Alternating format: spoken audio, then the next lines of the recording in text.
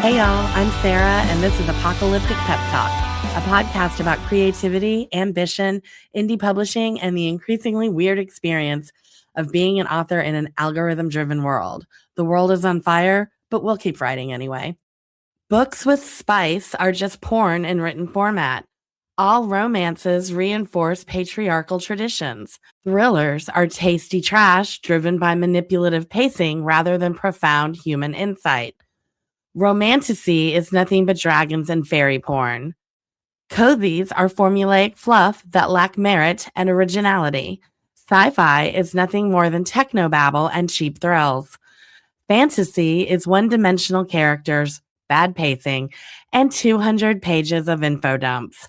People have said all of these things in various ways with complete confidence, probably in a space that was supposed to be about books, about those beautiful, portable worlds we love to dive into.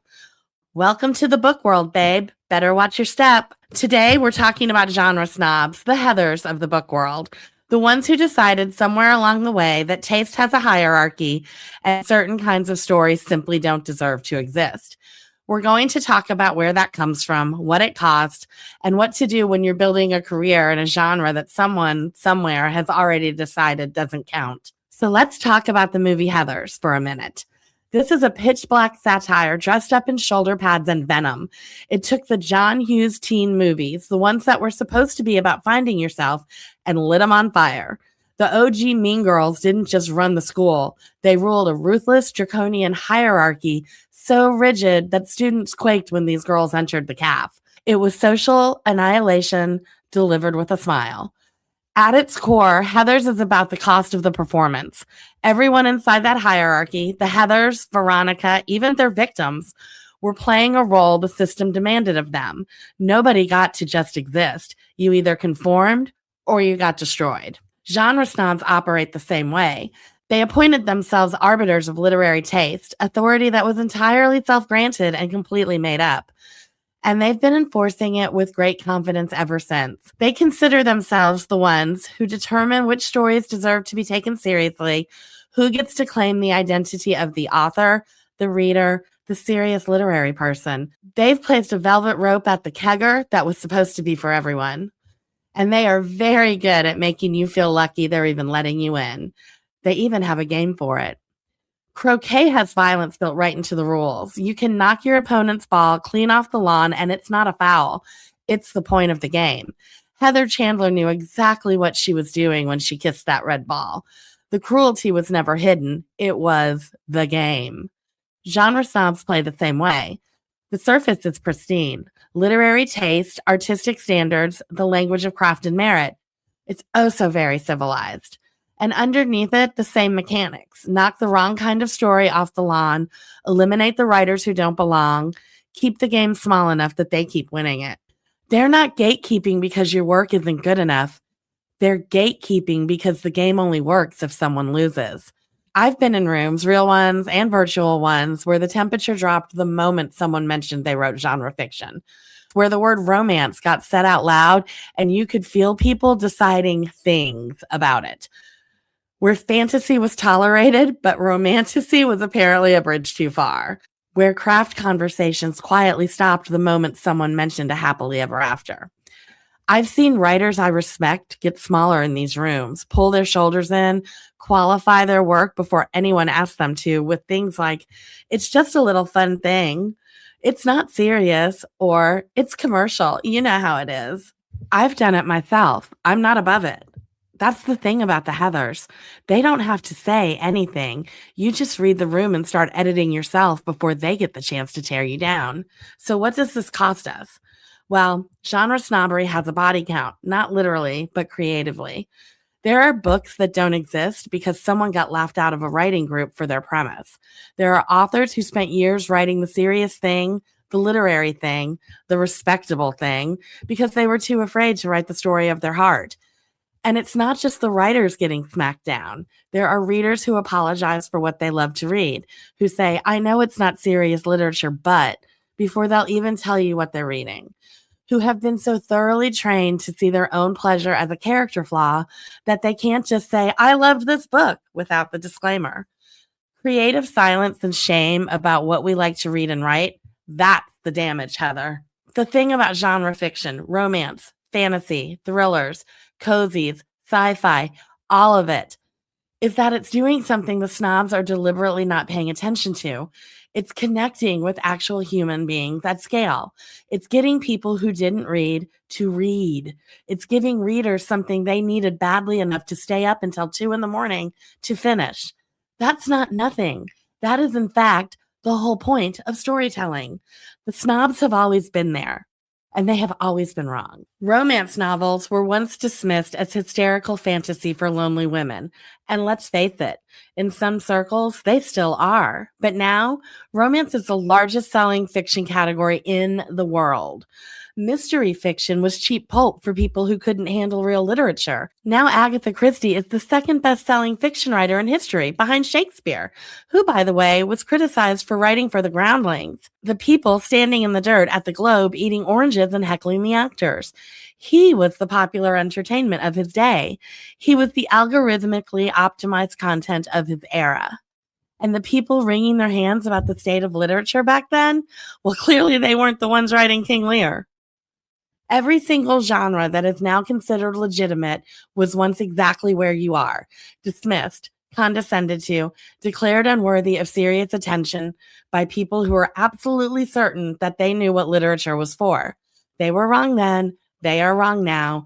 The velvet rope has always been on the wrong side of history. But sure, Heather, tell me more about how the powerful heroine, the one who just saved the entire world, is nothing but a simp for the love interest. So what do you do when the Heathers get in your head?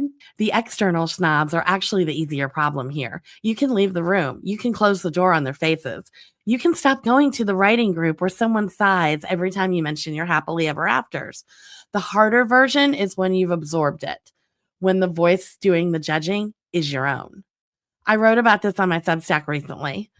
Someone I love has never once mentioned my 4 published books or my serial. Not once. And then they posted the kind of enthusiasm I've stopped expecting from them for something that would look lovely on a coffee table. I'll link the article in the show notes below. The silence taught me something about whose voice I've been carrying around. Because here's what happens when you internalize it. You start writing towards respectability instead of towards the story.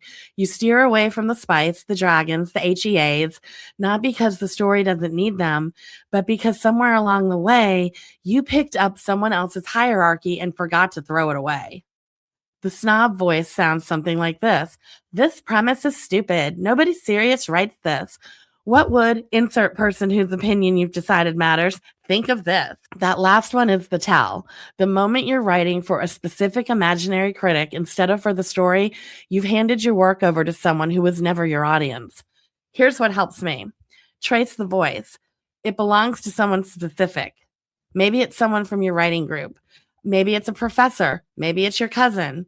Maybe it's your mom. Maybe it's a person in your life who has never once asked how your writing is going. Find the origin and you'll notice it has nothing to do with your book, your readers, or your career.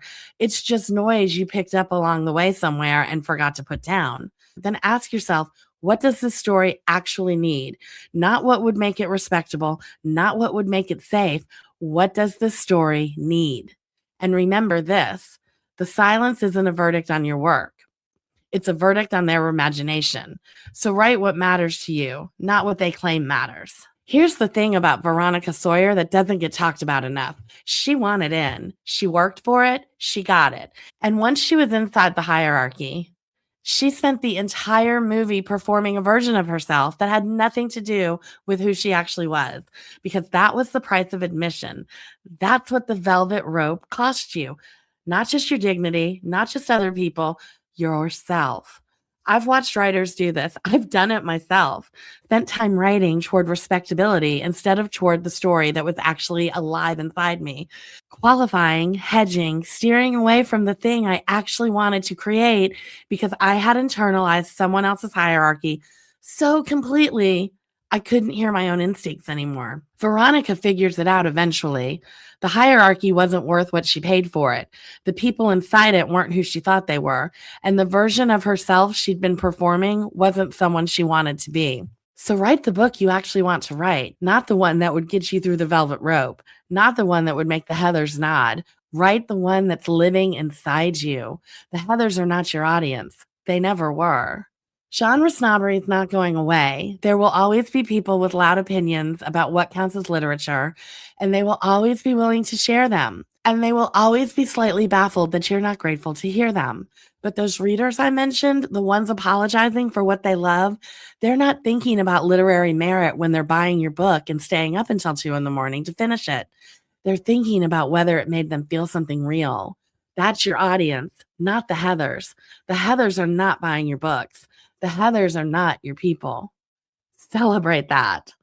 Your people are somewhere out there right now reading something they love and feeling vaguely embarrassed about it because someone once told them they should be. But what's going to happen when they find your book? Maybe that book is the one that makes them stop apologizing. So write what you want. Write it with full commitment and zero apology. Write the spice and the happily ever after and the dragons and the cozy murder and the technobabble. But maybe think twice about those info dumps, okay? Even if every single author on the planet made the shift to literary fiction, the Heathers would still figure out a way to gatekeep it because the hierarchy only works if there's someone to exclude. So you know what? Fuck them. I was always more of a Veronica anyway. So keep on writing and keep on reading. I'm Sarah, and this has been another Apocalyptic Pep Talk. If this episode resonated, share it with someone who needs to hear it. And if you've got a story about genre snobbery, I want to hear it. So leave a comment. Tell me the worst thing anyone has ever said about the genre you love. I'll go first in the comments.